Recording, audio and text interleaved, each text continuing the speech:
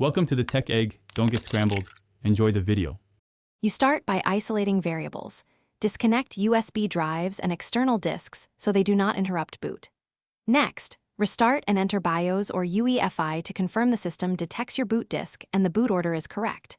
This prevents wasting time on OS fixes when firmware blocks boot. Once done, prepare Windows Recovery Environment or bootable install media. This gives you tools like automatic repair, safe mode access, and command prompt to run the next fixes. Now perform targeted repairs and diagnostics. Boot into WinRe and run automatic repair.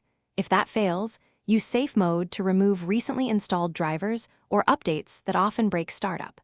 Then open command prompt and run bootrec commands to repair master boot records and rebuild BCD.